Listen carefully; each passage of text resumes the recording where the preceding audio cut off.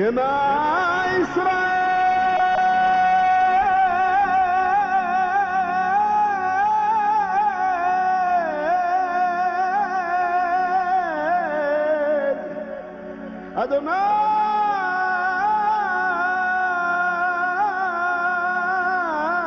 أدوناي إلهي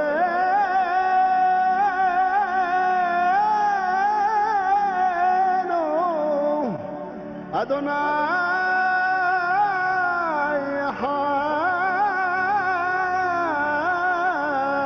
حاد أدوناي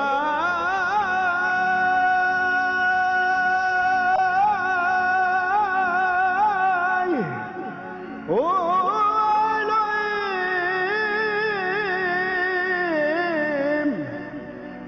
பொய் சொல்ல ஒரு மனுஷன் அல்ல, மனம் மாற மனு புத்திரன் அல்ல.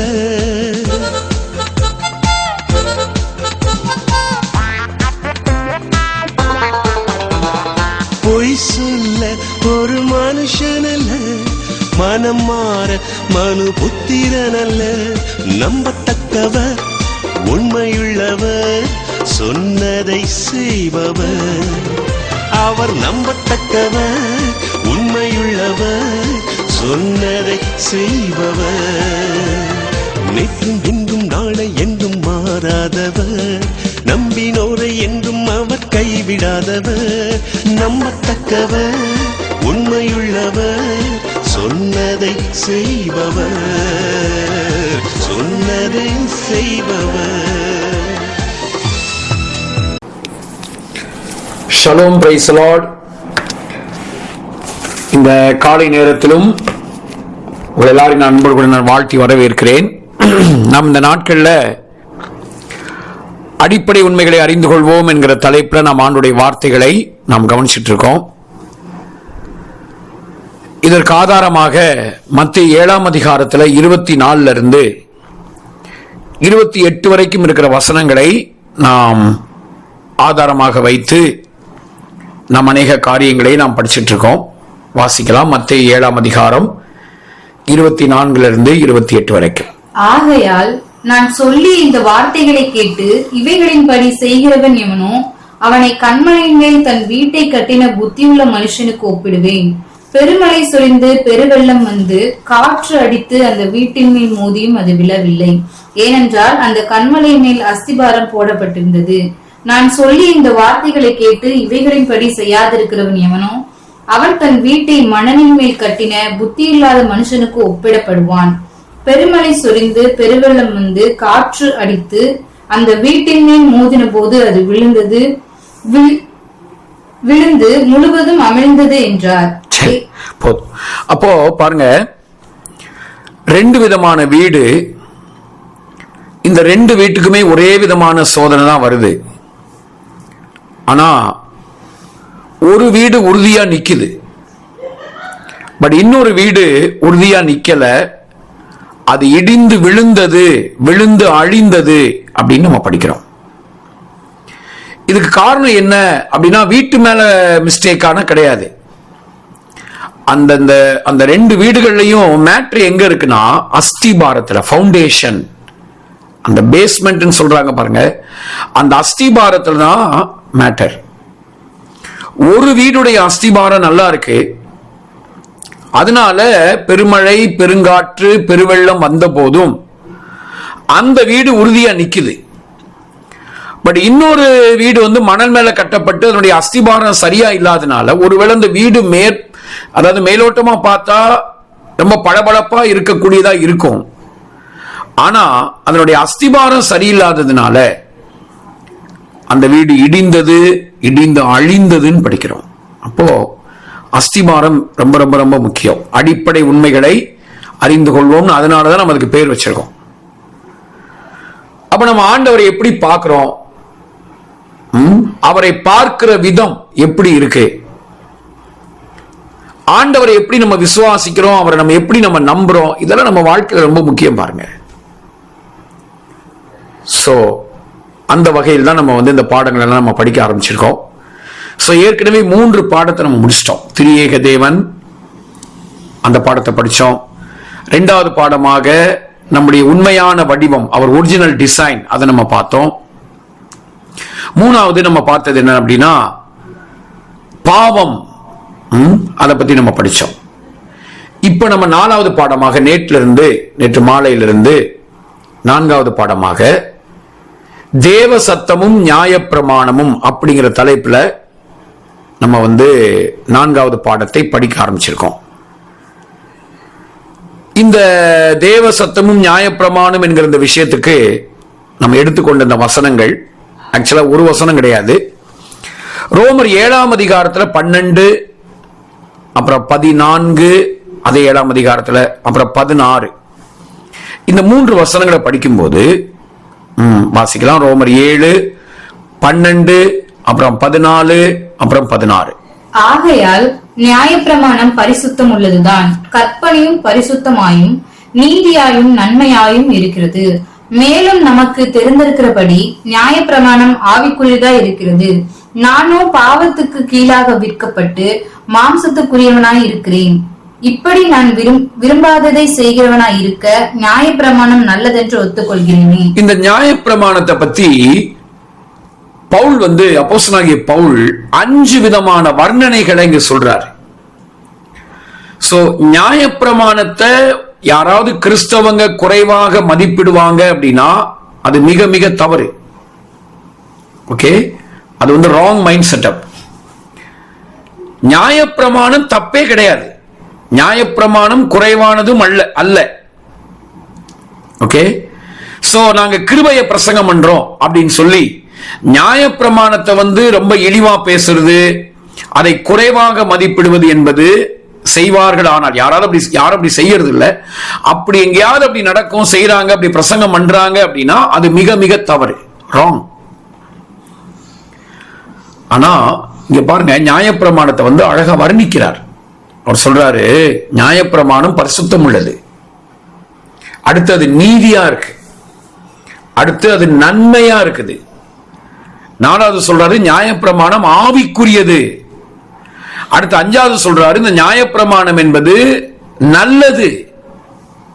ஓகே, இந்த நியாயப்பிரமாணத்தை கொடுத்தது நம்ம அப்பா, நம்ம ஆண்டவர் தான் கொடுத்தாரு.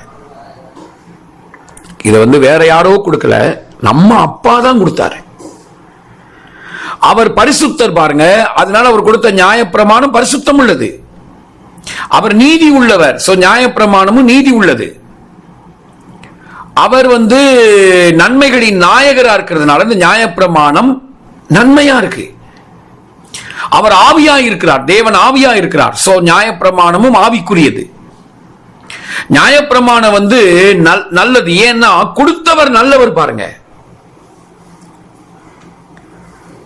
பட் இப்படி எல்லாம் சொன்ன அதே பவுல் எபேசியர் 2ஆம் அதிகாரம் 14-15 வசனத்துக்கு வரும்போது இதே நியாயப்பிரமாணத்தை பத்தி இன்னொரு விஷயத்தையும் சொல்றார். அதை வாசிப்போம். எபேசியர் 2ஆம் அதிகாரம் 14 and 15, 14-15 வசனம். எப்படியெனில் அவரே நம்முடைய சமாதான காரணராகி இரு திறத்தாரையும் ஒன்றாக்கி பகையாக நின்ற பிரிவினையாகிய நடுச்சுவரை தகர்த்து சட்ட திட்டங்களாகிய நியாயப்பிரமாணத்தை தம்முடைய மாம்சத்தினாலே ஒழித்து இரு திறத்தாரையும் தமக்குள்ளாக ஒரே புதிய மனுஷனாக சிருஷ்டித்து இப்படி சமாதானம் பண்ணி. பாருங்க, நியாயப்பிரமாணமாகிய இந்த சட்ட திட்டங்களை ஒழித்தார், தம்முடைய மாம்சத்தினாலே ஒழித்தார். சிலுவையில ஆண்டவர் இயேசு, நம்முடைய யெஷுவா நியாயப்பிரமாணமாகிய சட்ட திட்டங்களை ஒழிச்சு கட்டிட்டாரு. இது கொஞ்சம் நம்ம கேட்கறதுக்கே ரொம்ப கஷ்டமா இருக்கு பாருங்க. நல்லது, பரிசுத்தம் உள்ளது, நீதியா இருக்கு, அது ஆவிக்குரியது, நன்மை அதுல இருக்கு, நல்லதுன்னு நம்ம படிக்கிறோம். இப்படியெல்லாம் ரொம்ப சிறந்ததா இருக்கிற இந்த நியாயப்பிரமாணத்தை ஏன் ஆண்டவரே ஒழிச்சு கட்டினீங்க? பவுல் சொல்றாரு, சிலுவையில அதை ஒழிச்சிட்டாரு அப்படின்னு நம்ம பாக்குறோம் பாருங்க. அப்போ இங்க ஒரே ஒரு வேர்டு மிஸ்ஸிங். நியாயப்பிரமாணம் பரிசுத்தம் உள்ளதா? ஆமா. நீதியா? ஆமா. நன்மையா? நன்மைதான். அது ஆவிக்குரியதா? கண்டிப்பா ஆவிக்குரியது, அது நல்லது. ஆனா மனிதனுடைய வாழ்க்கையை மாற்றக்கூடியதுங்கிற ஒரு வேர்டு அங்க இல்ல. அதை நியாயப்பிரமாணம் செய்யல. நியாயப்பிரமாணம் மனுஷனுடைய வாழ்க்கையை எந்த விதத்திலும் மாற்ற முடியல பாருங்க. சோ அப்போ இந்த நியாயப்பிரமாணத்தை குறித்ததான ஒரு தெளிவு நமக்கு இருக்கணும். நியாயப்பிரமாணம் எப்படி, அதனுடைய காரியங்கள் என்ன என்பதை பற்றின தெளிவு நமக்கு இருந்தாதான் நம்முடைய வாழ்க்கையும் நல்லா இருக்கும், மற்றவங்க வாழ்க்கையை நம்ம கட்டி எழுப்பக்கூடியவங்களா நம்ம இருப்போம் பாருங்க. சோ இந்த நியாயப்பிரமாணம் அப்படிங்கிற இந்த பாடத்துல நம்ம 23 குறிப்புகளை நம்ம சொன்னோம். அதுல 5 விஷயங்களை தான் நம்ம நேற்றுக்கு நம்ம படிச்சோம். 5 காரியங்களை நேற்றுக்கு நம்ம படிச்சோம். சோ மனிதனை ஆண்டவர் ஏன் படைச்சாரு, 2 விதமான விருட்சங்கள், விழுந்த பின்பும் தொனித்துக் கொண்டே இருந்த அந்த தேவ சத்தம், அதுக்கப்புறம் பாத்தீங்கன்னா அதுக்கு முன்னாடி 3வது குறிப்பாக மனிதனுடைய தவறான தெரிந்தெடுப்பு, அடுத்து விழுந்த பின்பும் தொனித்துக் கொண்டே இருந்த தேவ சத்தம், அப்புறம் கடைசியா நம்ம படிச்சது முற்பிதாக்களின் வாழ்க்கையை மாற்றிய தேவ சத்தம். அப்ப பாருங்க, ஆண்டவர் ஆரம்பத்திலிருந்து அவர் ஒரு புக்ல எழுதி அவர் மனுஷனுக்கு டீச் பண்ணி அப்படியெல்லாம் அவர் செய்ய விரும்பல. அவருடைய உறவின் சத்தத்தை தொனிக்க பண்ணுகிறார். அந்த உறவின் சத்தத்தை கேட்டு இவங்க என்ன செய்யணும், நடக்கணும். அதுதான் அவருடைய திட்டமாக இருந்தது.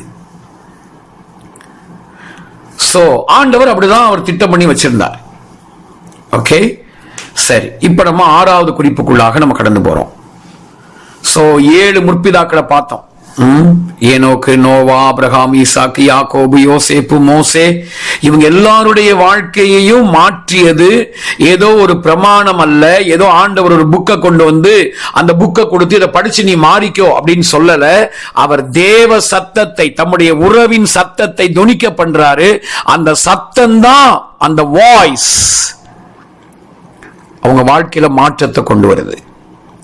அதாவது கடவுள் அவங்களுக்கு ரொம்ப பிடிச்சவரா இருந்தார் பாருங்க. எப்பயுமே நமக்கு பிடிச்சவங்க, அவங்களுடைய அந்த சத்தம், அந்த குரல் ரொம்ப பிடிச்ச மாதிரி இருந்துச்சுன்னா அவங்க சொல்றதை நம்ம கீழ்ப்படிவதுங்கிறது ரொம்ப சுலபமான ஒரு விஷயமா இருக்கும். அதுக்கு ஒபே பண்றதுங்கிறது அது பாருங்க, அந்த உறவு, அது உறவின் சத்தம் பாருங்க, மெல்லிய சத்தமாக உறவின் சத்தமாக இருக்கிறதுனால அவர் மிரட்டி பயமுறுத்தி அப்படிலாம் பேசாம அங்கே ஒரு உறவின் சத்தத்தை தொனிக்க பண்றதுனால அவங்க அதுக்கு கீழ்ப்படுகிறாங்க.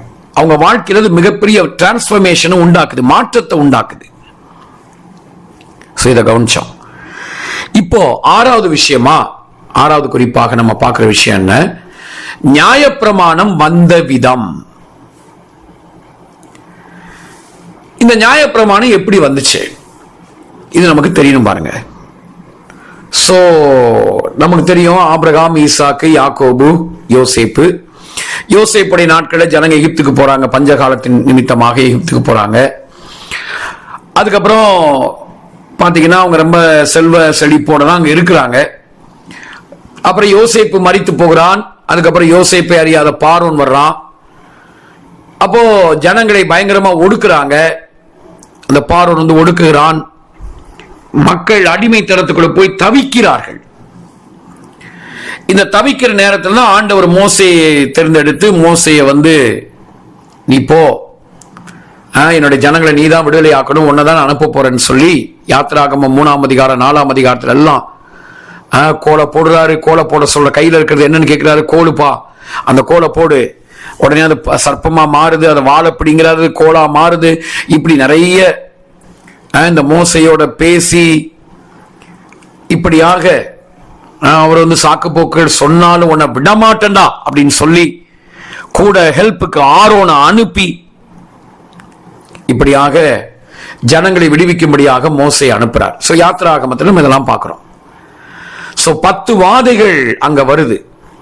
இந்த 10 வாதைகளும் என்ன அப்படின்னா, அந்த ஈட்டிய தேவர்கள் அவங்க எல்லாம் தேவர்கள் கிடையாது. அந்த தேவர்கள் மேல ஆண்டவர் கொண்டு வந்த நியாய தீர்ப்பு, அந்த 10 வாதைகளும்.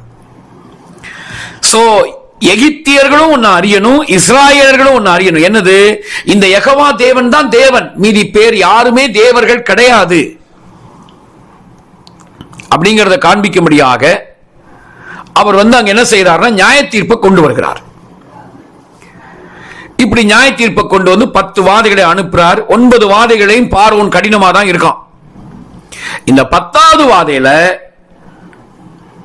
பஸ்கா ஆட்டை இஸ்ரவேல் ஜனங்களை அடிக்கும்படியாக சொல்றாரு. மறுபக்கத்தில் எகிப்தினுடைய அந்த தலைச்சன்கள் எல்லாம், தலைப்பிள்ளைகள் எல்லாரும் சங்காரமாகிறார்கள். இந்த நிலைமையில இந்த ஜனங்களை, அதாவது இஸ்ராயேல் ஜனங்களை எகிப்தியர்கள் துரத்தி விடுறாங்க. தயவு செய்து போயிருங்கப்பா அப்படின்னு பொண்ணு வெள்ளி எல்லாம் கொடுத்து,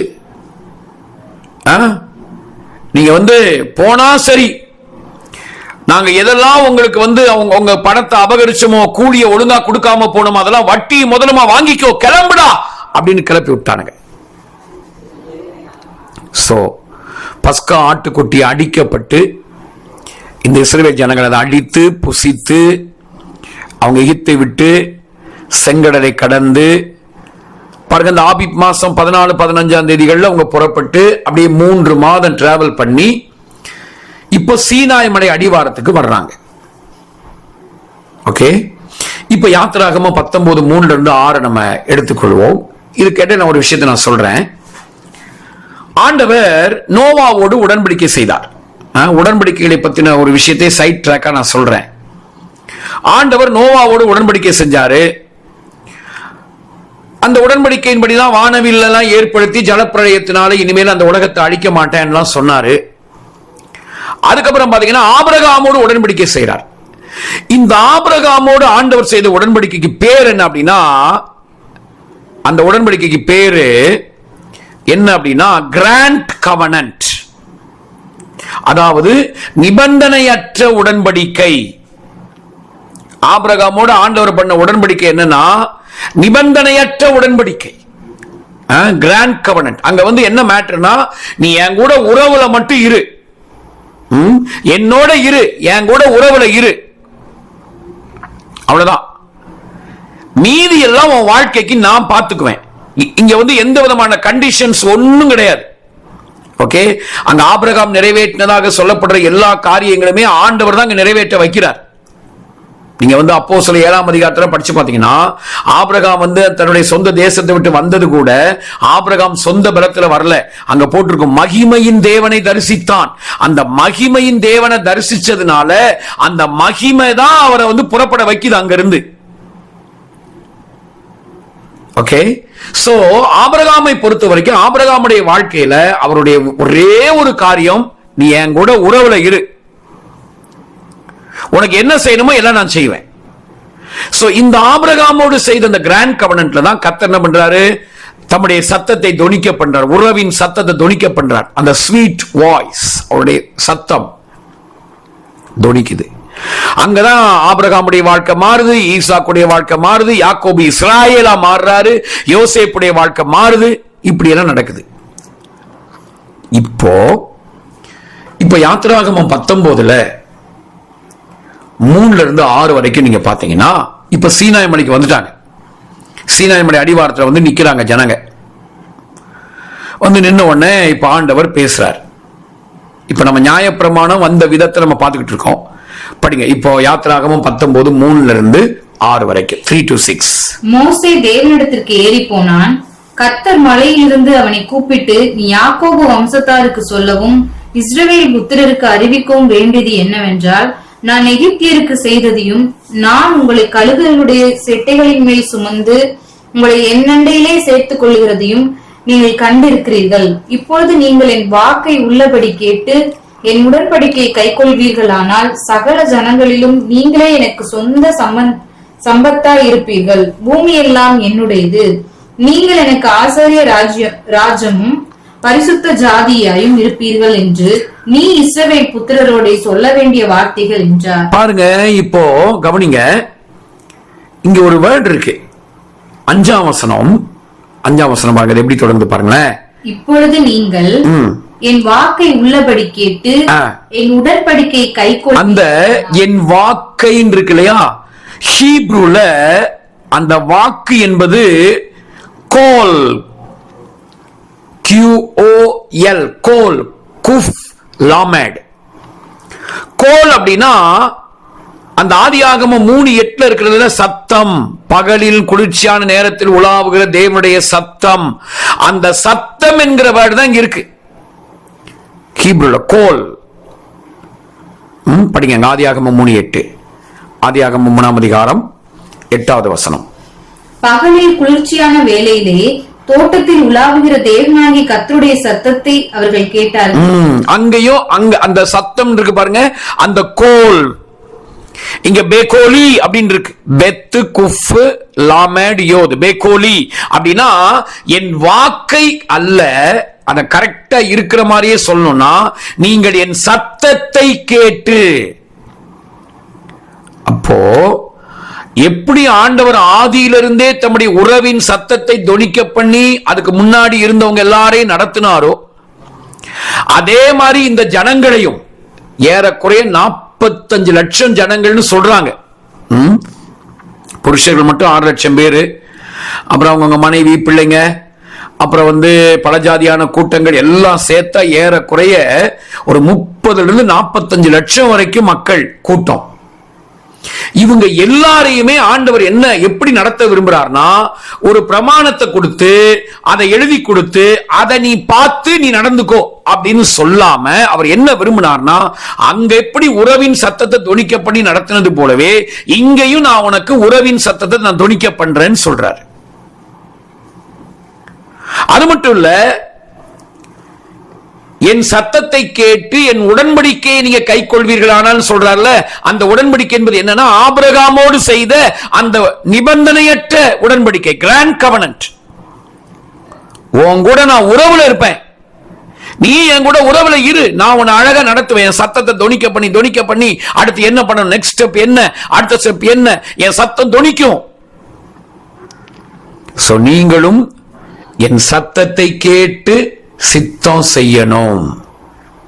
நம்ம பாடுறோம் இல்லையா, தேவ சித்தம் நிறைவேற எனையும் ஒப்படைக்கிறேன், தேவ சத்தம் என்னுள்ளம் பலமாக தோனிக்குதே, தேவ சித்தம் நிறைவேற எனையும் ஒப்படைக்கிறேன், தேவ சத்தம் என்னுள்ளம் பலமாக தோனிக்குதே.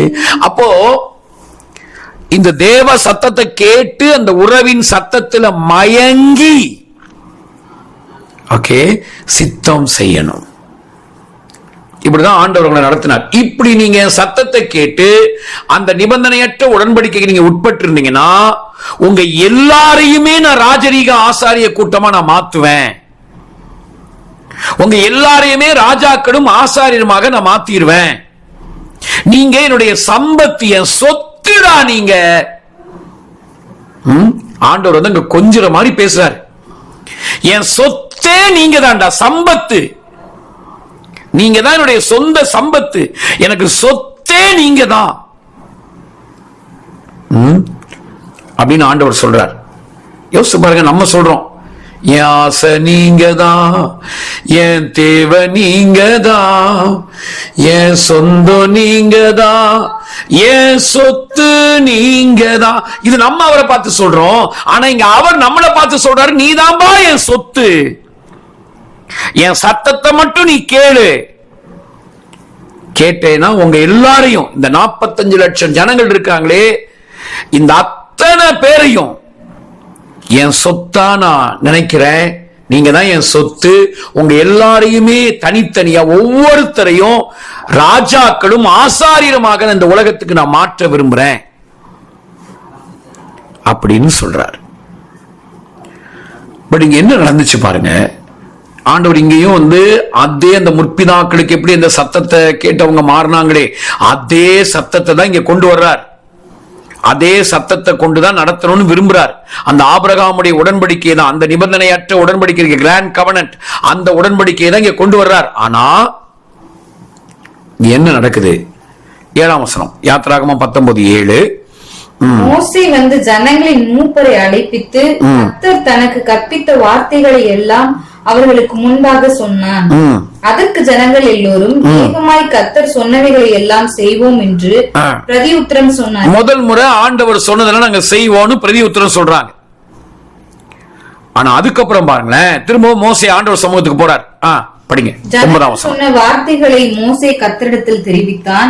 அப்பொழுது கர்த்தர் மோசேயை நோக்கி, நான் உன்னுடனே பேசும்போது ஜனங்கள் கேட்டு உன்னை என்றென்றைக்கும் விசுவாசிக்கும்படி நான் கார்மேகத்தில் உன்னிடத்திற்கு வருவேன் என்றார். ஆண்டவர் பாருங்க, இங்கேயும் பேசுவேன், நான் உங்ககிட்ட பேசுவேன்பா, நான் பேசி பேசி நடத்துவேன் அப்படின்னு தான் சொல்றார். ஆனா அவங்க என்ன சொல்றாங்க பாருங்களேன். ஜனங்கள் சொன்ன வார்த்தைகளை மோசே கர்த்தருக்கு சொன்னான். அங்க ஜனங்கள் சொன்ன வார்த்தைகள் என்ன சொன்னாங்க அங்க பதிவாயிருக்கானா? இல்ல, மொட்டையா என்ன பண்ணிருக்கு, என்ன போட்டிருக்கு பாருங்க. நான் பேசி மோசே உன்னோட பேசி ஜனங்க உன்னை விசுவாசிக்கும்படியாக நான் வந்து கார்மேகத்துல வருவேன்னு சொல்றாரு. அங்க மொட்டையா போட்டிருக்கு, என்ன போட்டிருக்கு? ஜனங்க சொன்ன வார்த்தைய மோசே கர்த்தருக்கு சொன்னான். ஜனங்க என்ன சொன்னாங்க? இங்க அது இல்ல. ஜனங்க என்ன பேசினாங்க, அதுக்கு பதில் என்ன சொன்னாங்கன்னு இங்க இல்ல. பட் உபாகமம் இதுக்கு இதனுடைய இது எங்க இருக்குன்னா, உபாகமம் 1:33 இருக்கு. உபாகமத்தின் புஸ்தகத்துல 1ஆம் அதிகாரத்துல 33வது வசனத்துல போய் பார்த்தோம்னா அங்க இவங்க என்ன சொன்னாங்க அப்படிங்கறத நம்ம பார்க்கிறோம். படிங்க. இரவில் அக்கினியிலும் பகலில் மேகத்திலும் உங்களுக்கு முன் சென்றாரே, இப்படி இருந்தும் இந்த காரியத்தில் நீங்கள் அவரை விசுவாசியாமல் போனீர்கள். இப்படி இருந்தும் பகலில் மேகத்திலும் இரவில் அக்கினியிலும் அவர் உங்களுக்கு முன்னாடி போனாரு, தம்முடைய சத்தத்தை தொனிக்க பண்ணி உங்களை நடத்தணும்னு அவர் நினைச்சாரு. ஆனா நீங்க என்ன பண்ணல, அவரை விசுவாசிக்கல. சோ அவிசுவாசத்தின் வார்த்தைகளை பேசுறாங்க. என்ன சொல்றாங்க? வேண்டாயா, உங்க சத்தத்தை தொனிக்க பண்ணி நடத்துகிறது எங்களுக்கு வேண்டாம். ஏன்னா நாங்க ஏற்கனவே நிறைய ஆண்டுகள் இந்த பார்வோனுக்கு கீழே நாங்க அடிமைகளா இருந்துட்டோம்.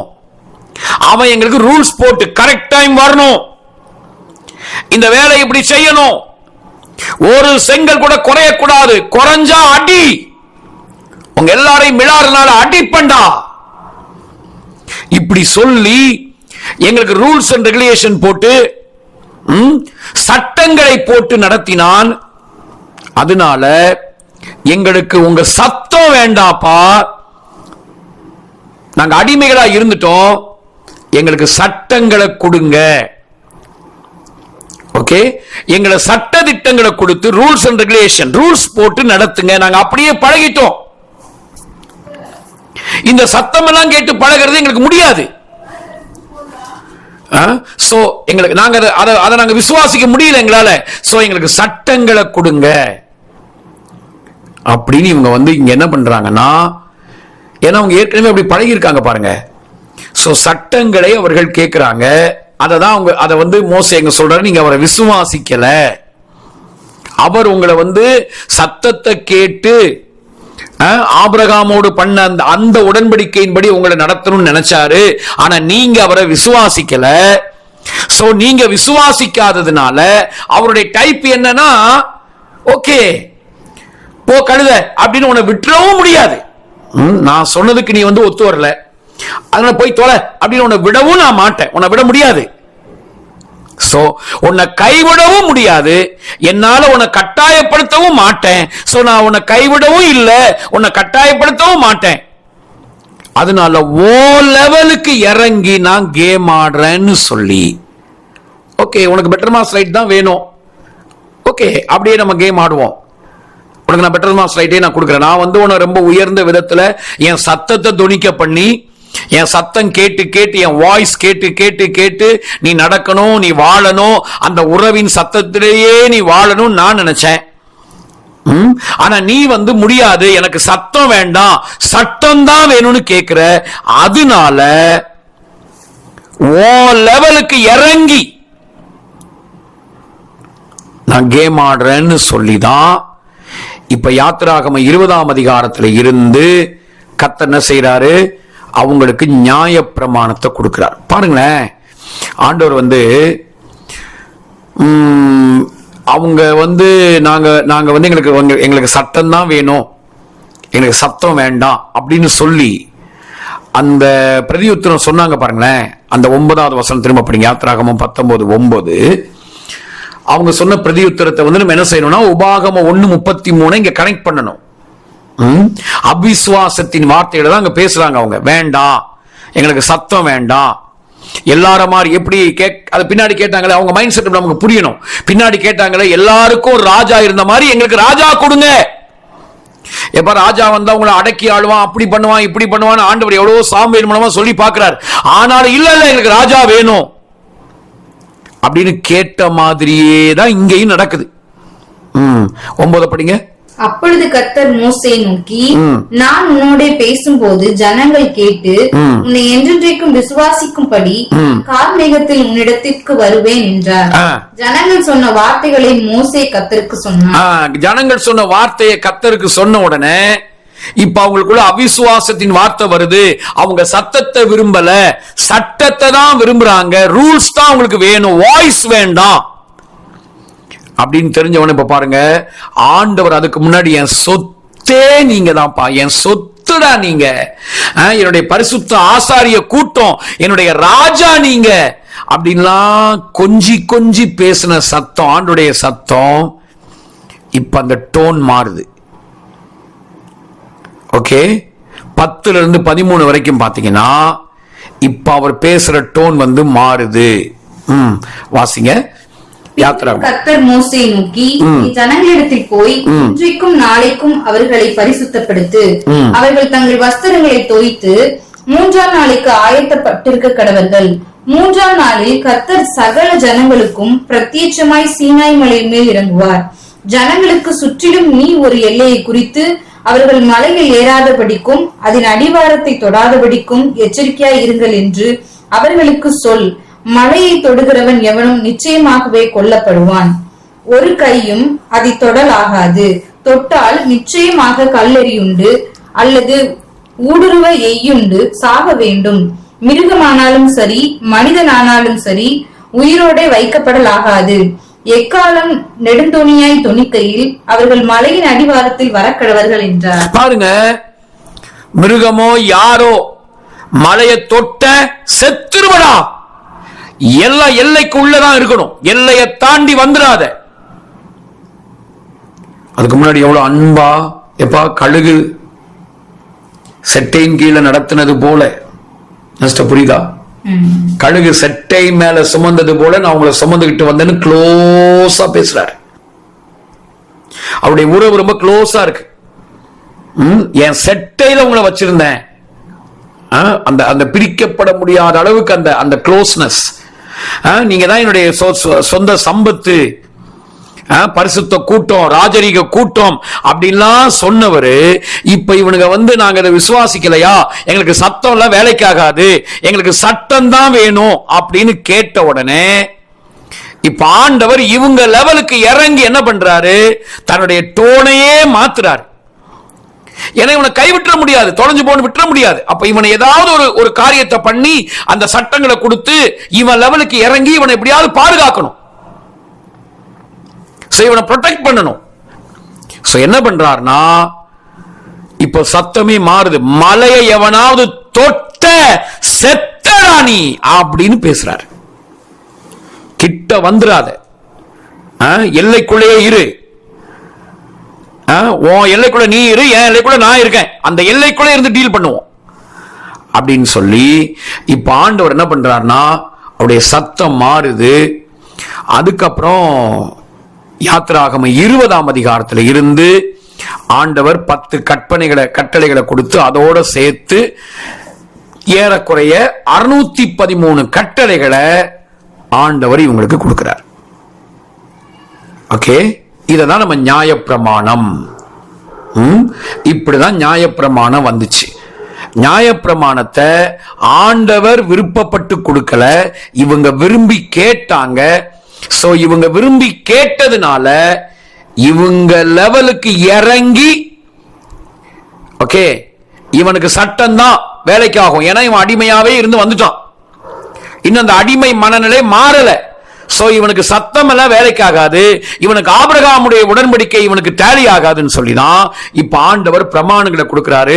613 கட்டளைகள், 365 அதுல 365 செய்யக்கூடாதவைகள், 248 செய்ய வேண்டியவைகள், டோன்ட்ஸ் அண்ட் டூஸ். செய்யாத செய்யாத செய் அப்படின்னு அந்த பிரசங்கங்கள், அந்த பிரமாணங்கள் கொடுக்கப்படுது. என்ன ஒரு விஷயம்னா, இதுலயும் மகிமை இறங்கும். இப்ப என்னன்னா, இப்படி அவங்க லெவலுக்கு இறங்கி கேம் ஆடுறாரு பாத்தீங்களா, இப்ப பிரமாணங்கள் எல்லாம் கொடுக்க பலகையில அவரே தான் எழுதுறாரு. இதெல்லாம் பாருங்க, இதெல்லாம் இந்த உறவுல நம்ம பார்த்தாரு இதெல்லாம் புரியும். அவங்க லெவலுக்கு இறங்கி அவர் கேம் ஆடுறாரு. இப்போ அந்த பிரமாணங்கள்லயும், அந்த பிரமாணங்களை கொடுத்த அந்த பிரமாணத்துக்குள்ள அவங்க வர்றாங்க பாருங்க. இங்கதான் என்ன பண்றாருன்னா, ஆபிரகாமோடு செய்த அந்த உடன்படிக்கையை நிறுத்திட்டு இப்ப கிங்ஷிப் கவனன்ட் கொண்டு வர, ராஜரீக உடன்படிக்கை. அதாவது ஒரு ராஜா அடுத்து ஒரு சின்ன ராஜா, இவர் பெரிய ராஜா ஒரு சின்ன ராஜா. இந்த பெரிய ராஜா சின்ன ராஜாவுக்கு நிறைய கட்டளைகளும் கொடுப்பார். நீ இப்படி இப்படிலாம் நீ செய்யணும், நீ இப்படி இப்படிலாம் நீ பண்ணேனா உனக்கு இந்தந்த விதமா உன் தேசத்துக்கு சேமத்தை நான் கொடுப்பேன், உனக்கு நான் செழிப்பை கொடுப்பேன், நீ எனக்கு கீழே இருக்கணும். ஓகே, உனக்கு உன் நாட்டுக்கு என்னென்ன தேவைகளோ எல்லாம் சப்ளை எல்லாம் நான் பண்ணுவேன். ஏதாவது யுத்தம் வந்தா நான் உனக்கு முன்னாடி நிப்பேன், பாதுகாப்பேன். பட் நீ இந்த கட்டளைகள் இதெல்லாம் நீ கை கொள்ளணும். நீ இதை மீறினா உனக்கு தண்டனைகள் வரும், நீ கப்பம் கட்டணும், உன் மேல அபராதத்தை விதிப்போம். அந்த மாதிரியான அந்த ராஜரீக உடன்படிக்கையை இங்க ஏற்படுத்துறார். அதுதான் இந்த நியாயப்பிரமாணம். 613 கட்டளைகள். ஆனா இதுலயும் மகிமை இறங்கும். ஓகே, இது ஒண்ணு சும்மா ஒண்ணும் இல்லை. ஏன்னா கொடுத்தவர் சாதாரணமானவர் இல்லை. பாத்தீங்களா, நம்ம அப்பா நல்லவர், பரிசுத்தர், அவர் தான் கொடுக்கிறாரு. சோ இதுலயும் மகிமை இறங்கும்.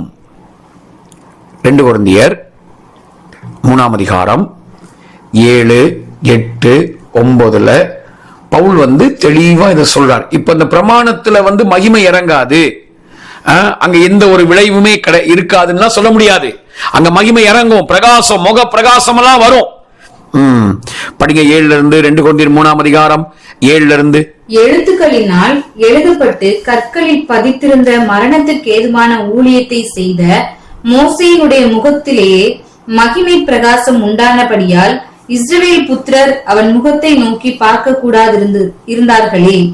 ஒளிந்து போகிற மகிமையுடைய அந்த ஊழியம் அப்படிப்பட்ட மகிமை உள்ளதா இருந்தால் ஆவிக்குரிய ஊழியம் எவ்வளவு அதிக மகிமை உள்ளதா இருக்கும்.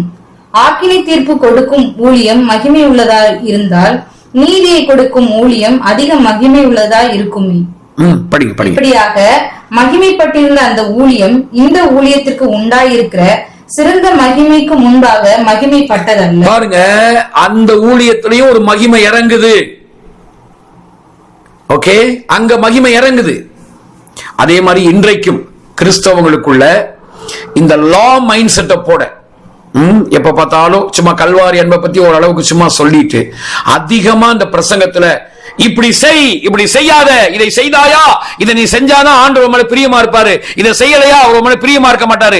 இப்படி பண்ற பிரசங்கத்துல மகிமை இறங்குமா? இறங்கும். ஆவியானவர் இறங்குவாரா? கண்டிப்பா இறங்குவார். எழுப்புதெல்லாம் வருமா? கண்டிப்பா வரும். சில அற்புதங்கள் நடக்குமா? நடக்கும். முகம் பிரகாசமா இருக்குமா? இருக்கும். சில ஆச்சரியப்படத்தக்க காரியங்கள் நடக்குமா? நடக்கும். எல்லாம் நடக்கும். சோ ஆவியானவர் இறங்குவார், எல்லாமே நடக்கும். ஆனா போக போக போக போக பாருங்க எப்படி இந்த மகிமை ஒளிஞ்சு போச்சு. பாருங்க, ஒளிந்து போகிற மகிமை அப்படின்னு போட்டிருக்கு. அந்த மாதிரி இந்த மகிமை என்ன ஆயிரும், கொஞ்ச நாளைக்கு அப்புறம் அப்படியே போக போக போக போக ட்ரை ஆயிரும். ஓகே, ட்ரை ஆயிரும். எல்லாருடைய வாயில என்ன வரும் அப்படின்னா, ஒரு காலத்துலாம் எப்படி ஃபயரா இருக்கும் தெரியுமாங்க அந்த கூட்டம், எவ்வளவு பயங்கர மிராக்கிள்ஸ் எல்லாம் நடக்குங்க, எல்லாம் நடக்கும். ஆனா இன்னைக்கு ஏதோ சபைக்கு போறவங்க 3 பாட்டை பாடுறாங்க, அந்த கடைசி பாட்டை வேக வேகமா பாடி அப்படியே ஆவியில் நிரம்பி ஏதோ 2 தீர்க்கதரிசனம் வருது, அதுக்கப்புறம் முடிஞ்சதுக்கு அப்புறம் ஒரு 7 பாயிண்ட் பிரசங்கம், இடையில ஒரு சாட்சி, அப்புறம் 7 பாயிண்ட் பிரசங்கம், அப்புறம் முடிஞ்சு எல்லாம் வீட்டுக்கு போறோம். இந்த மகிமை என்ன ஆயிரும்னா ஒளிஞ்சு போயிடும். கொஞ்ச நாளைக்கு அப்புறம் அது நிலைச்சிருக்காது. அது வந்து சஸ்டெயினா இருக்காது, சஸ்டெயினாவும் இருக்காது. அந்த மகிமை வந்து வளராது. அது வந்து வளரணும் பாருங்க, ஆனா வளராது, தேய்பிரையா இருக்கும். உலகத்துல பழமொழி சொல்றாங்க இல்லையா, கழுத தேஞ்சு கட்டருமான மாதிரி அந்த கதையா இந்த மகிமை அப்படியே குறைஞ்சுக்கிட்டே போகும். ஓகே, சோ அந்த விதமாக தான் இந்த மகிமை இருக்கும். ஆனா புது உடன்படிக்கையின் வெளிச்சத்துல வெளிப்படுற அந்த மகிமையை பத்தி சொல்றாரு. அது அதிக மகிமை, அது நிலைத்திருக்கிற மகிமை, அது சிறந்த மகிமை. அது மட்டும் இல்ல, இந்த புது உடன்படிக்கையில் வெளிப்படுகிற மகிமை அந்த 2 கொரிந்தியர் 3 கடைசியில நம்முடைய வாழ்க்கையே டோட்டலா டிரான்ஸ்பார்ம் பண்ணக்கூடிய மகிமை, உள்ள மாற்றங்களை ஏற்படுத்தக்கூடிய மகிமை அது. படிங்க 2 கொரிந்தியர் 3ஆம் அதிகாரம். நாம் எல்லோரும் சிறந்த முகமாய் கர்த்தருடைய மகிமையை கண்ணாடியிலே காண்கிறது போல கண்டு ஆவியாய் இருக்கிற கர்த்தரால் அந்த சாயலாகத்தானே மகிமையின் மேல் மகிமை அடைந்து மறுரூபப்படுகிறோம். மகிமையின் மேல் மகிமை அடைந்து மறுரூபப்படுகிறோம். பாருங்க, இப்போ நாங்களும் கூட ஒரு குறிக்கப்பட்ட ஒரு கன்வென்ஷனுக்கு போவோம்.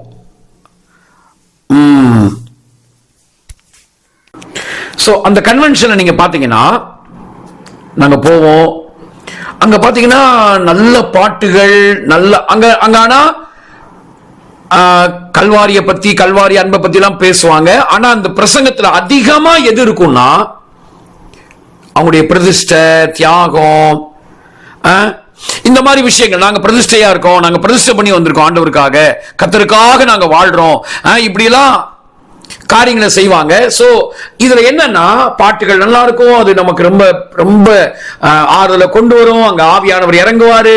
சோ நல்ல நல்ல ஒரு என்ன சொல்ற, மனசுக்கு ரொம்ப ஒரு பெரிய சந்தோஷத்தை கொண்டு வரும், எல்லாமே இருக்கும். ஆனா போக போக போக போக நாட்கள் ஆக ஆக, வருஷங்கள் ஆக ஆக நம்ம மைண்டுக்கு தெரியும், எல்லாம் வெளியே சொல்ல மாட்டோம், ஆனா மைண்டுக்கு தெரியும், அன்னைக்கு இருந்த அந்த ஒரு பிரசன்னம், அன்னைக்கு இருந்த அந்த ஒரு லைட், அன்னைக்கு இருந்த அந்த ரெவலேஷன், அன்னைக்கு பார்த்த அந்த நிறைவு இல்லைங்க இன்னைக்கு. அப்படி ஒரு ஸ்தாபனத்துல இல்ல ஒரு இடத்துல அந்த மாதிரி ஒரு நிலையை நம்ம உணர்றோம் அப்படின்னாவே அங்க வந்து பிரமாணத்தின் மைண்ட் செட்டப், லா மைண்ட் செட்டப் தான் அங்க இருக்குன்னு அர்த்தம். ஏன்னா நீதிமொழிகள் 4:18 நம்ம என்ன பார்க்கிறோம்? நீதிமொழிகள் 4ஆம் அதிகாரம் 18ஆம் வசனத்துல வாசிங்க. நீதிமொழிகள் 4:18. நீதிமான்களுடைய பாதை நடுப்பகல் வரைக்கும் அதிகமாய் பிரகாசிக்கிற சூரிய பிரகாசம் போல் இருக்கும். சோ அதிகமாய் பிரகாசிக்குமா? டே பை டே அந்த ஷைனிங் வந்து கூடிக்கிட்டே இருக்கும். எங்களுக்கு சில தேவ மனிதர்களை தெரியும், சில பரிசுத்தவான்களை நாங்க பார்க்கிறோம், சந்திக்கிறோம். அவங்களெல்லாம் பார்த்தா அன்னைக்கு இருந்ததை விட இன்னைக்கு அவங்களுக்கு பளபளப்பு கூடிக்கிட்டே இருக்கு. அந்த அபிஷேகம், தேவனோட நடக்கிற அனுபவங்கள், அவங்க மூலமா வெளிப்படுற ரெவலேஷன்ஸ் எல்லாம் கூடிக்கிட்டே இருக்கு, குறையல. பட் சில இடங்கள்ல போகும்போது அன்னைக்கு இருந்த மாதிரி இல்லையே, இன்னைக்கு அந்த நிறைவு இல்லையே. நல்லா நம்ம உற்று கவனிச்சு பார்த்தா அங்க என்ன இருக்கும்னா லா மைண்ட் செட்டப். ஓகே, அப்போ இது ஒளிந்து போகிற மகிமை. சோ இந்த மகிமை என்ன பண்ணும்னா மிஞ்சி போனா வெளிப்படையா சில மாற்றங்களை கொண்டு வரும். வெளிப்படையா நகையை கட்டுறது, வெள்ளை ட்ரெஸ் போடுறது, மீசை எடுக்கிறது, முடிய வெட்டுறது, வெளிப்படையா யாருக்கும் தெரியாம, வெளிப்படையா யாரும் பார்க்கிற மாதிரி வெளிப்படையா எந்த பாவமும் செய்ய மாட்டோம். அந்த மாதிரியான மாற்றங்களை வேணா இது கொண்டு வருமே ஒழிய உள்ள நுழைஞ்ச அந்த வேர் பகுதியை இது தொடாது, உள்ள மாற்றத்தை ஏற்படுத்தாது. உள்ள இருக்கிற அந்த காயம், உள்ள இருக்கிற அந்த கலக்கம், உள்ள இருக்கிற அந்த போராட்டங்கள், உள்ள இருக்கிற அந்த பொறாமை, எரிச்சல், உள்ள இருக்கிற அந்த பயம், உள்ள இருக்கிற எல்லாமே அப்படியே தான் இருக்கும். இதுக்கு தீர்வு எங்கன்னா இங்கதான் இருக்கு. புது உடன்படிக்கையின் வெளிச்சத்துல தான் இந்த தீர்வுகள் எல்லாமே இங்கதான் இருக்கு. ஏன்னா இங்கதான் சிறந்த மகிமையை வச்சிருக்காரு, இங்கதான் நிலைத்திருக்கிற மகிமை, அதிக மகிமை, நம்முடைய வாழ்க்கையை டிரான்ஸ்பார்ம் பண்ணக்கூடிய மகிமையை இங்கதான் கர்த்தர் வச்சிருக்காரு. சோ இவ்விதமாகத்தான் ஆண்டவர் நியாயப்பிரமாணத்தை இவங்களா கேட்டது நிமித்தமாக கர்த்தர் இவங்களுக்கு கொடுக்கிறார். எங்களுக்கு இதுதான் வேணும்னு அவங்க கேட்டாங்க, அதனால கொடுக்கிறார். சோ இதை வந்து நம்ம இங்க பார்க்கிறோம். சரி, இப்ப 7வது விஷயத்துக்குள்ள போவோம். 7வது மேட்டர் என்னன்னா, ஜனங்களின் நாகரீகமற்ற நிலை. ஓகே, இந்த நியாயப்பிரமாணம் கொடுக்கப்பட்ட இந்த காலத்துல, இந்த சூழ்நிலையில அன்றைய இஸ்ராயேல் மக்கள் எப்படி இருந்தாங்க, அவங்களுடைய நிலைமை என்ன அப்படின்னா, அன்னைக்கு இருந்த யூதர் அபிமார்கள் சொல்றாங்க, இவங்களுடைய நிலைமை என்னன்னா, இவங்க எகிப்துல அடிமையா இருந்து அப்படிலாம் இருந்த அந்த சூழல்ல அவங்களுடைய ஆவிக்குரிய வாழ்க்கை, அவங்களுடைய மனநிலை எல்லாம் எப்படி போயிடுச்சுன்னா -49. அதாவது ஒண்ணுல இருந்து அப்படியே வளரணும், 1, 2, 3 அவங்க வாழ்க்கை வளர்றதுக்கு பதிலா அப்படியே 1ல இருந்து அப்படியே 0, -1, -2, -3 போய் எங்க வரைக்கும் போயிடுச்சுன்னா -49. அவங்களுக்கு என்னன்னா, எல்லா தேவர்களும் தேவர்கள் தான், அதுல கொஞ்சம் நம்ம தேவன் கொஞ்சம் வல்லமை கொஞ்சம் கூட, ஆனா அவங்களும் தேவர்கள் தான். யெகோவா தேவன் தேவன், நம்ம தேவன், அவங்க தேவர்களும் தேவர்களே அப்படின்னு சொல்லக்கூடிய அளவுக்கு அவங்க மைண்ட் செட்டப்லாம் போயிடுச்சு. என்னன்னா, இந்த ஜனங்களுக்கு இவங்களுடைய நாகரீகமற்ற நிலைமை நம்ம எப்படி தெரிஞ்சுக்க முடியும்னா, இவங்களுக்கு இந்த பிரமாணங்களை கொடுக்கும்போது மல ஜலம் கழிக்கும் போது எப்படி மல ஜலத்தை கழிக்கணுங்கிறத கூட, ரெஸ்ட் ரூம் போகும்போது எப்படி போகணும் அத கூட இவனுக்கு சொல்லிக் கொடுக்க வேண்டிய சூழல்ல இவங்க இருக்காங்க. லேவியராகமம் என்னாகமத்தெல்லாம் பாத்தீங்கன்னா இருக்கும், நீ மலஜலம் கழிக்க போகும்போது ஒரு குழியை தோண்டு, அப்புறம் தோண்டி முடிச்சதுக்கு அப்புறம் அந்த குழியை மூடு, கையில ஒரு கோலை கொண்டு போ, இதெல்லாம் அங்க சொல்றாரு. அதே மாதிரி மிருகத்தோட சேராத, இப்படி எல்லாம் அவங்களுக்கு சொல்லிக் கொடுக்க வேண்டி இருக்குது. ஏன்னா இவங்களுடைய நிலைமை அந்த அளவுக்கு மோசமாயிருச்சு, அடிமைத்தன மனநிலையிலே இருக்காங்க. எகிப்தை விட்டு வந்தாலும் அந்த எகிப்தினுடைய அந்த ஸ்லேவரி மைண்ட், அந்த அடிமைத்தன மனநிலை மாறவே இல்லை. அது மட்டும் இல்ல, அவங்களுக்கு அந்த அடங்காத்தன்மை, அந்த அக்கிரமம், அந்த அடிமைத்தனத்துக்குள்ள எப்படி இவங்க அடங்காம, அந்த விரக்தியில அடங்காம எல்லாம் பண்ணிருப்பாங்க பாத்தீங்களா, அந்த அக்கிரம மனநிலை அப்படியே இருக்கு. இதை எங்க நம்ம பார்க்க முடியும்னா, கலாத்தியர் 3ஆம் அதிகாரத்துல 18-19 வசனங்கள்ல நம்ம இதை பார்க்க முடியும்.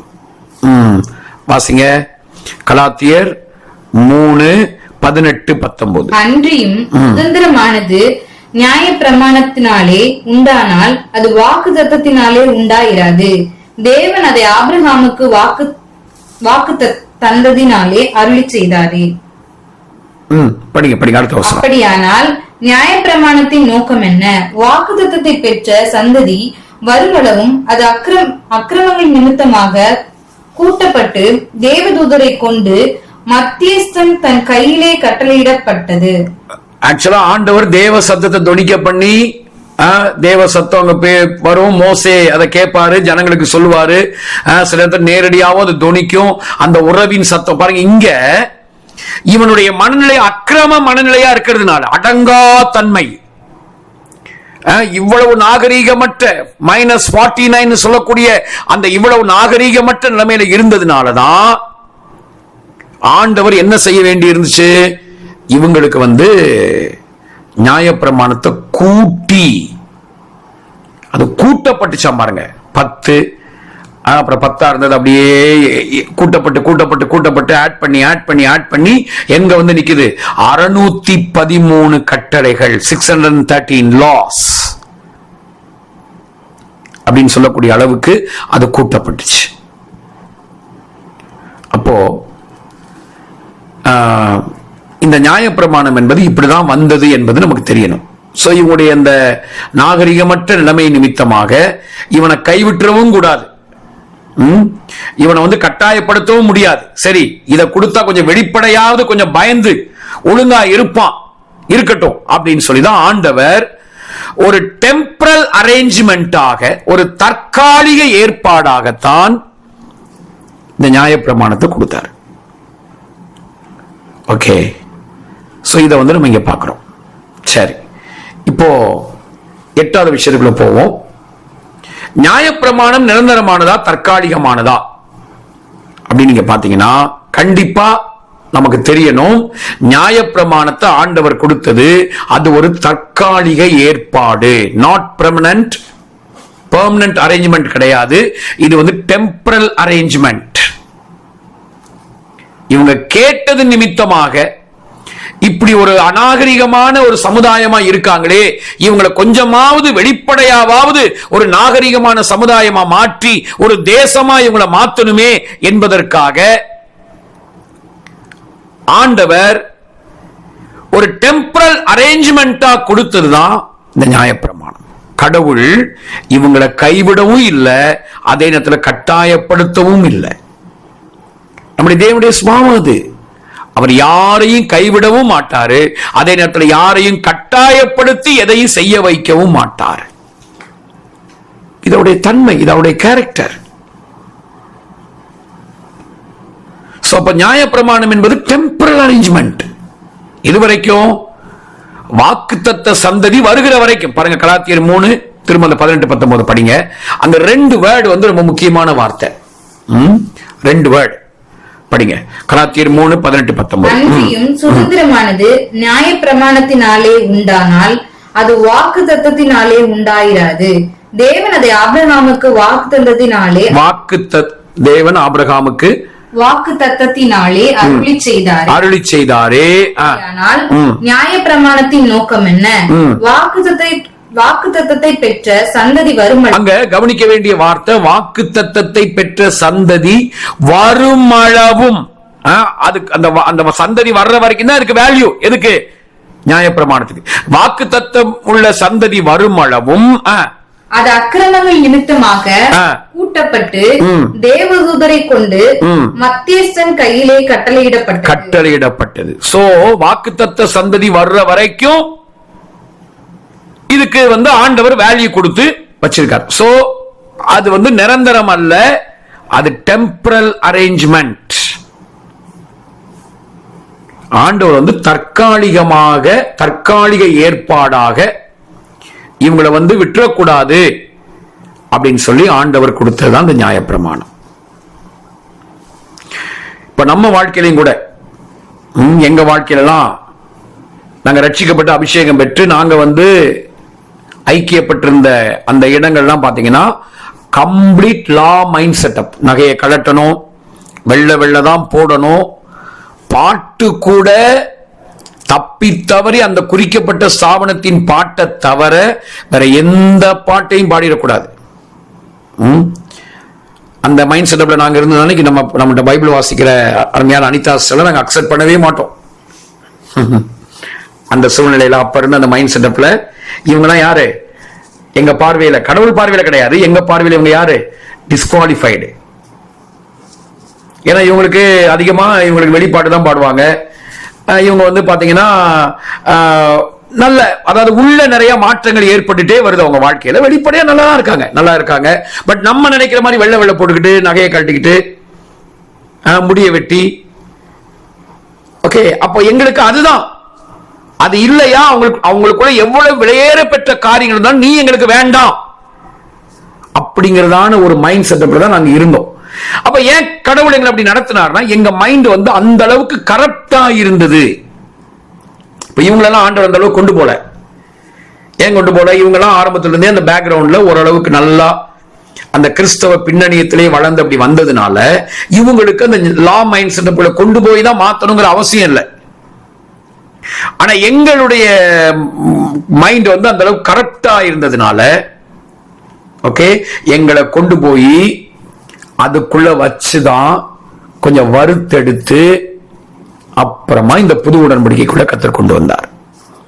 அப்போ எனக்கெல்லாம் பாத்தீங்கன்னா கனவுல அந்த நாட்களை ரட்சிக்கப்பட்டு அபிஷேகம் பெற்ற அந்த புதுசுல எல்லாம் ஊழியம் தான் செய்யணும் அப்படிங்கிற எண்ணம்லாம் இருக்கும்போது எனக்கு கனவுல வர்றதெல்லாம் பாத்தீங்கன்னா சியோன் மலை, 144,000 பேர், இதுதான் எனக்கு மைண்ட்ல வந்து கனவுல வந்துகிட்டே இருக்கும். அப்ப இதெல்லாம் கொடுத்தது பேயா அப்படின்னா கிடையாது, அப்பாதான். அதாவது நம்ம லெவலுக்கு இறங்கி கொஞ்ச நாளைக்கு அவர் என்ன செஞ்சாரு? கேம் ஆடினாரு. சோ அந்த மைண்ட் வந்து மெச்சூர்ட் ஆகிற வரைக்கும் அவர் வெயிட் பண்றார். அதான் மேட்டர். நம்ம அப்பா பாருங்க, அவருடைய இங்கெல்லாம் நம்மளுடைய அன்பை பார்க்கிறோம். நம்மளை எவ்வளவு அதிகமா நேசிருந்தார்னா நம்ம லெவலுக்கு இறங்கி கேம் ஆடுவார் பாருங்க.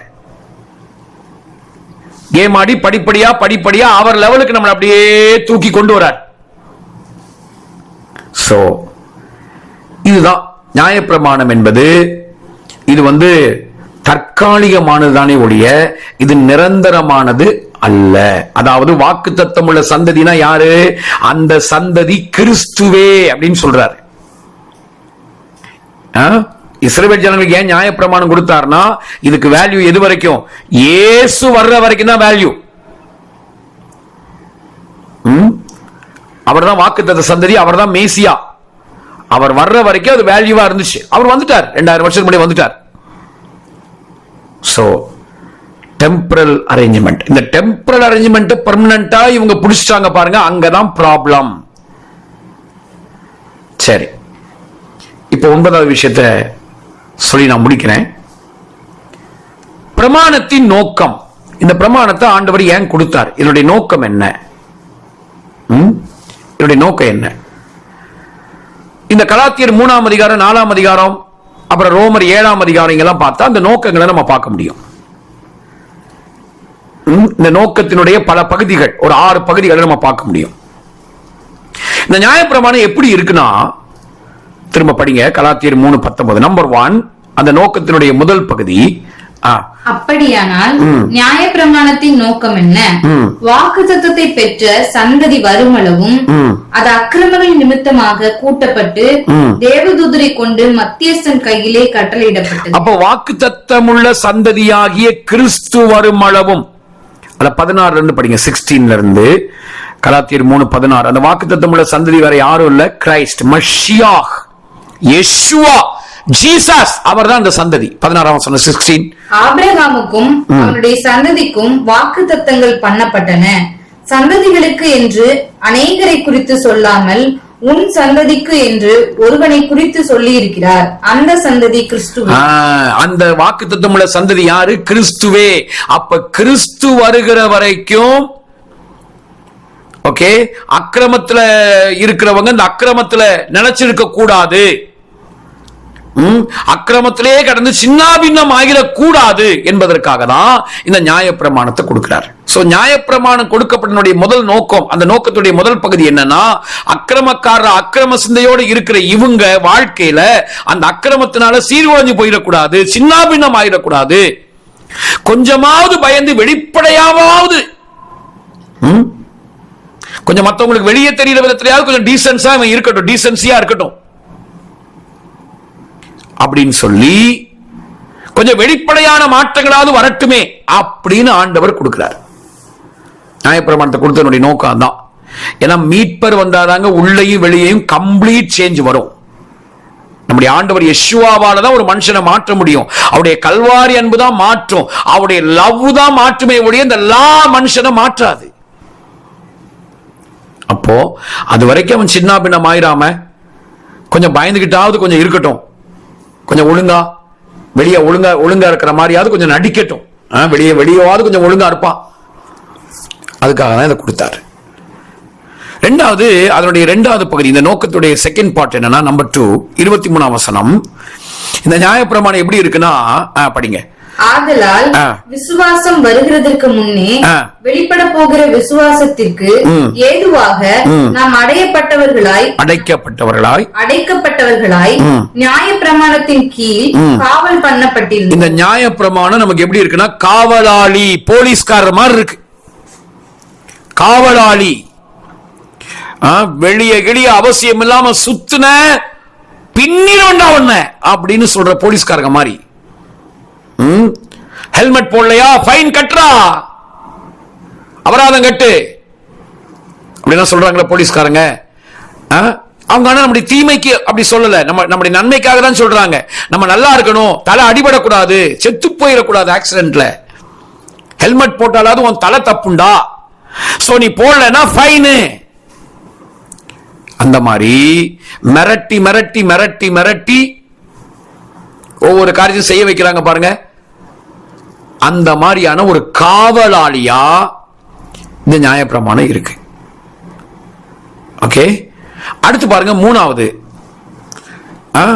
மூணாவது என்னன்னா, இந்த நியாயப்பிரமாணங்கிறது 24வது வசனத்துல இவ்விதமாக, அதுக்கு முன்னாடி நான் சொல்றேன், இந்த காவலாளின்னு சொல்றேன் பாத்தீங்களா, அதாவது ஒரு இடத்துல என்ன பண்ணாங்களா, அந்த 2 தம்பிமார்கள் அவங்க வாலிபத்தில் இருக்கும் 2 பிரதர்ஸ் அந்த குளிக்கப்பட்ட ஜெப வீட்டுல பக்கத்துல ஒரு பக்கத்து வீட்டுல மாமரத்துல மாம்பழங்கள் பழுத்து தொங்குமா. அந்த பழங்கள் அவங்க வீட்லயும் விழும், அந்த காம்பவுண்ட ஒட்டி இந்த ஜெப வீடு இருக்கிறனால இங்கேயும் விழும். அதை அவங்க எடுக்கவே மாட்டாங்க. எடுத்து ஏதாவது அவங்க யூஸ் பண்ணா பரவாயில்ல, அவங்க அதை எடுக்கவே மாட்டாங்க. ஏன்னா அவங்க 2 பேரும் வயசானவங்க, அந்த வீட்டுல இருந்தவங்க. அப்போ இங்க ஜெப வீட்டுல விழுந்த பழத்தை 2 வாலிப சகோதரர்கள் எடுத்து சாப்பிட்டுருக்காங்க. வாலிப சகோதரர் ஒரு சின்ன சின்ன தம்பிமார்கள், ஒரு 13-14 வயசு இருக்கும், சாப்பிட்டுருக்காங்க. இத பார்த்த ஒரு ஊழியக்காரர் இவங்களுக்கு பனிஷ்மெண்ட் கொடுக்கிறார். என்ன பனிஷ்மெண்ட்னா, சட்டி நிறைய புளிப்பான மாங்காவை ஃபுல்லா சட்டி நிறைய நிரப்பி இதை இந்த நாளெல்லாம் நீ சாப்பிட்டு முடிக்கணும். அந்த இனிப்பான ஒரு பழத்தை சாப்பிட்டல, அதுக்கு பனிஷ்மெண்ட் என்னன்னா, இந்த புளிப்பான மாங்காய நீங்க 2 பேரும் காலி பண்ணி முடிக்கணும், சட்டி நிறைய. என்ன ஆயிருக்கும் யோசித்து பாருங்க. ரொம்ப காலமா வயிற்று வலி, பயங்கர லூஸ் மோஷன், எவ்வளவோ பிரச்சனை. இது யார் செய்யற வேலை? காவலாளி. கேட்டா சொல்லுவாங்க, உன் நன்மைக்காக தான்டா இதை நான் செஞ்சேன், உன் நன்மைக்காக தான் செஞ்சேன், நான் உனக்கு அப்பா மாதிரி இதை செஞ்சேன்டா. பெத்த பிள்ளைக்கு இவன் செய்வானா? நீங்க பாருங்க, செய்ய மாட்டான். சும்மா இதெல்லாம் பேச்சு. உனக்கு அப்பா மாதிரி செஞ்சேன்டா, உன் நன்மைக்காக செஞ்சேன்டா. இது என்னது? காவலாளி. காவலாளி வேலை செய்வாங்க. நியாயப்பிரமாணம். மூணாவது 24 வசனம். விதமாக நாம் விசுவாசத்தினாலே நீதிமான்கள் ஆக்கப்படுவதற்கு நியாயப்பிரமாணம் நம்மை கிறிஸ்துவினிடத்தில் வழிநடத்துகிற உபாத்தியா இருந்தது. டீச்சர், வாத்தியார் எப்படி தப்பு பண்ணா பெரம்பெடுப்பாரோ அதே மாதிரி இந்த நியாயப்பிரமாணம் தவறு செஞ்சா கண்டிப்பா பெரம்பெடுக்கும், அடிப்பாங்க. எக்ஸாம் ஒழுங்கா எழுதலையா, ப்ரோக்ரஸ் ரிப்போர்ட்ல மார்க் இல்லையா, அடிப்பாங்க. ஹோம்வொர்க் ஒழுங்கா பண்ணலையா, அடி விழும். நீ வீக்கா இருக்கையா, நீ ஸ்ட்ராங்கா இருக்கையா, உனக்கு வலிக்குமா வலிக்காத, அதெல்லாம் மேட்டர் இல்ல. நீ நான் பண்ணதை நீ செய்யல, கண்டிப்பா உனக்கு அடி உண்டு, உன்னை நான் அடிப்பேன். உபாத்தியார், வாத்தியார், டீச்சர். நியாயப்பிரமாணம் வாத்தியார் மாதிரி இருந்திருக்கு அவங்களுக்கு.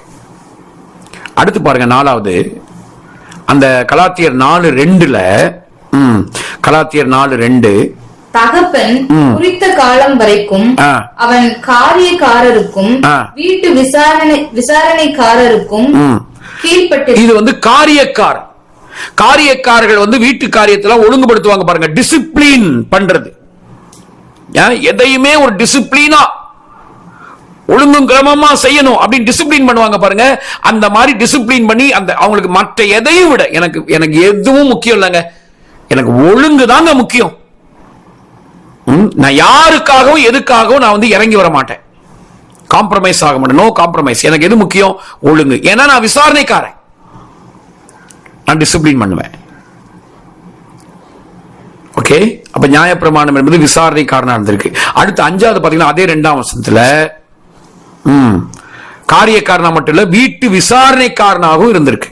படிங்க, கலாத்தியர் 4:2. தகப்பன் குறித்த காலம் வரைக்கும் அவன் காரியக்காரருக்கும் வீட்டு விசாரணைக்காரருக்கும் கீழ்பட்டிருக்கிறான். சோ வீட்டு விசாரணைக்காரனை போல இந்த நியாயப்பிரமாணம் இருந்திருக்கு பாருங்க. அதெல்லாமே டெம்பரல் தான். குறித்த காலமளவும், வாக்குத்தத்த சந்ததி வருமளவும், விசுவாசம் வருமளவும் அப்படின்னா போட்டிருக்கு. அப்ப என்னன்னா, அதுக்கு நிரந்தரம் கிடையாது, டெம்பரல். காலமெல்லாம் வாதியார் கீழ இருக்க முடியாதுங்க. சோ இப்படிதான் இஸ்ரவேல் ஜனங்களுக்கு இந்த நியாயப்பிரமாணத்தை கர்த்தர் இந்த விதமா கொடுத்திருந்தாரு. அடுத்து 6வது பகுதி ரோமர் 7:1-2 வசனங்கள்ல இந்த நியாயப்பிரமாணத்தை எப்படி உருவகப்படுத்துறாருன்னா, படிங்க, ரோமர் 7:1-2. நியாயப்பிரமாணத்தை அறிந்திருக்கிறவர்களுடனே பேசுகிறேன், சகோதரரே, ஒரு மனுஷன் உயிரோடு இருக்கும் அளவும் நியாயப்பிரமாணம் அவனை ஆளுகிறது என்று அறியாமல் இருக்கிறார்களா? அது எப்படி என்றால், புருஷனுடைய ஸ்திரீ தன் புருஷன் உயிரோடு இருக்கும் அளவும் நியாயப்பிரமாணத்தின் படியே அவனுடைய நிபந்தனைக்கு உட்பட்டிருக்கிறாள். பாருங்க, அப்ப இங்க வந்து இது எப்படின்னா, ஆளுகை செய்கிற கணவராக, அன்பான கணவனா இது இருக்காது. இது ஆளுகை செய்கிற கணவர். ரொம்ப பெர்ஃபெக்ட் மாதிரி அது இருக்கும்.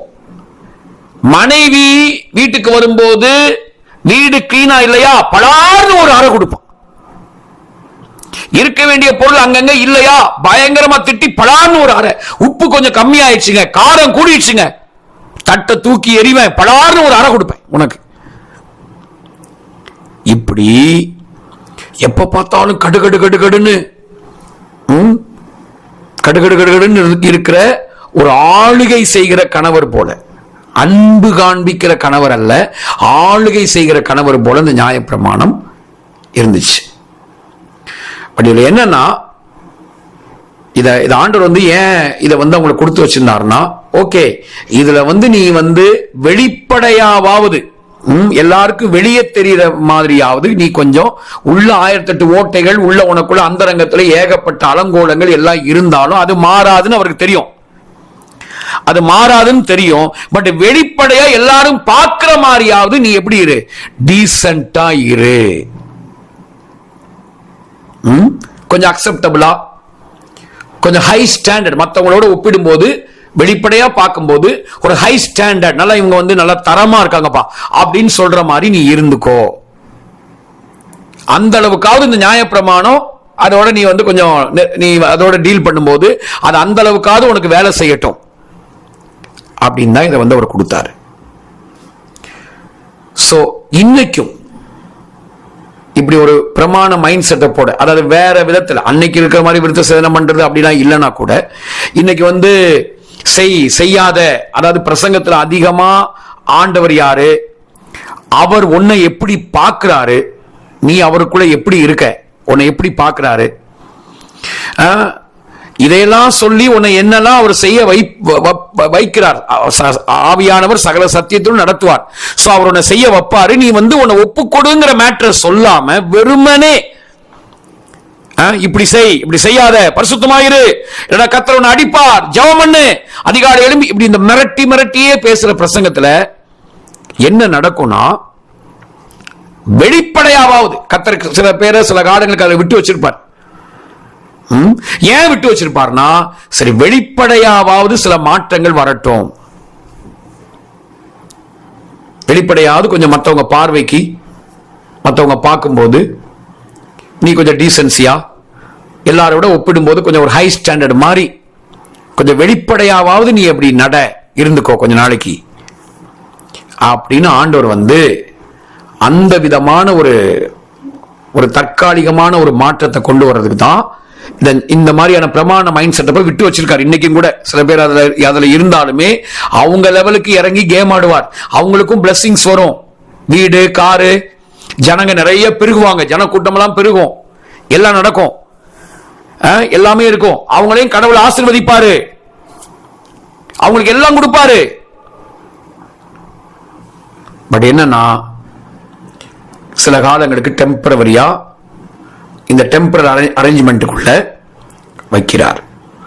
பட் என்ன ப்ராப்ளம்னா, இதுதாங்க அவருடைய இருதயம், இதுதாங்க அவருடைய வந்து அவர் வந்து இப்படிதான் அவருடைய மைண்ட் செட்டப் இப்படிதான் இருக்கு. இப்படி பிரமாணத்தை கொடுத்துட்டதுனால அதுக்குரிய தண்டனைகள் அங்க இருக்கிறதுனால அப்பா மைண்ட் இப்படிதான் இருக்குது, இதுதான் அவருடைய ஹார்ட் அப்படின்னு புரிஞ்சுக்கும் போதுதான் அங்க பிரச்சனை வருது. சோ ஒரு பாஸ்டர் சொல்றாருங்க, செல்போன் நான் வச்சுக்கிறது இல்ல, ஏன்னா அவர் ஒரு குறிக்கப்பட்ட ஸ்தாபனத்துக்குள்ள இருந்தவர். அவர் சொல்றாரு, உள்ள நான் இருந்தது இரும்பு கோட்டை, பட் இப்ப நானாவே எனக்கு ஒரு இரும்பு கோட்டையை போட்டுக்கிட்டு நான் வந்து என்ன வந்து பாதுகாத்துக்கணும். ஓகே, அதனால நான் செல்போன் வச்சுக்கிறது இல்ல, அவருக்கு நம்பரே கிடையாது. அப்ப இப்படி ஸ்ட்ரகிள் பண்ணி போராடி மல்லு கட்டி இப்படி தங்கள் சொந்த பலத்திலேயே பிரயாசப்பட்டு இப்படி வாழ்கிற ஒரு வாழ்க்கை தான் இங்க இருக்கும். இப்படிதான் வந்து கர்த்தர் நியாயப்பிரமாணத்தை இந்த விதமா தான் அவர் வச்சிருக்கிறாரு அப்படிங்கிறத நம்ம பார்க்கிறோம். சரி, மீதி உள்ள காரியங்களை நம்ம நாளைக்கு நம்ம கண்டினியூ பண்ணுவோம். நாளை அதிகாலை, அப்புறம் நாளை காலை 10 to 1 மணி வரைக்கும், அப்புறம் ஈவினிங் 6 to 8 சனிக்கிழமை அன்னைக்கு நம்ம எல்லாத்தையும் நம்ம கண்டினியூ பண்ணுவோம். கர்த்தர் நம்மை ஆசீர்வதிப்பார், கர்த்தர் நம்மோடு நம்மை நடத்துவார். இன்னும் மீதி உள்ள காரியங்களை முழுசா படிக்கும் போதுதான் நம்ம நியாயப்பிரமாணத்தை மட்டுப்படுத்தவோ குறைவா பேசவோ இல்லை. சோ முழுசா படிக்கும் போதுதான் இப்ப நம்ம வாழ்க்கையில இந்த நியாயப்பிரமாணம் எந்த இடத்துல இது இருக்கு, இது எப்படி இது டேலி ஆகுதுங்கிறது 23 குறிப்புகளையும் கேட்டதுக்கு அப்புறம் தான் உங்களுக்கு இது புரியும். கர்த்தர் நம்மை ஆசீர்வதிப்பார். ஜெபிப்போம். பிதாவே, நாங்க நம்மை துதிக்கிறப்பா, உங்க சத்தத்தை துணிக்க பண்ணுங்க. உங்க சத்தம் தான்ப்பா எங்க வாழ்க்கையை மாற்றும். பிரமாணங்கள் இல்லப்பா, உங்க சத்தம், உங்க வாய்ஸ் அதுதான்ப்பா எங்க வாழ்க்கையை மாற்றும். எங்களோட நீங்க இடைபடுகிற தயவுக்காக உமக்கு நன்றி. எங்க மைண்டை நீங்க கொஞ்சம் கொஞ்சமா நீங்க தெளிவாக்குறதுக்காக உமக்கு நன்றி அப்பா. தொடர்ந்து நீங்க பலப்படுத்துங்க. உங்க மைண்டை நாங்க புரிஞ்சுக்கிறதுக்கு உதவி செய்யுங்கப்பா, உதவி செய்யுங்க. தொடர்ந்து பலப்படுத்தி ஆசீர்வதிப்பீராக. உடைய கிருபையின் கரத்தில் எங்களை ஒப்புக் கொடுக்கிறோம். எங்கள் ஆண்டவர் இயேசுவின் நாமத்தில், யெஷுவா மஷியாக் நாமத்தில் ஜெபிக்கிறோம் எங்கள் நல்ல பிதாவே. ஆமென், ஆமென். Thank you. Shalom. Praise the Lord. கர்த்தர் நம்மை ஆசீர்வதிப்பார். நாளை காலை 5 o'clock நம்ம சந்திப்போம். Thank you. Amen. விசுவாசத்தை துவக்கினவர் இறுதி வரை நடத்தி செல்வார்.